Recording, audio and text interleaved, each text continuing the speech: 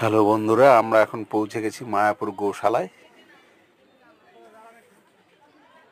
এই গোশালার মধ্যে আমরা এখন ভেতরে ঢুকছি।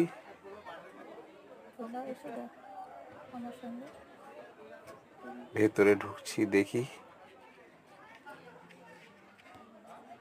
এর মধ্যে নাকি প্রচুর গরু আছে, অসংখ্য গরু। হ্যাঁ, এই যে দেখতে পাচ্ছি আমরা প্রচুর গরু, অসংখ্য গরু।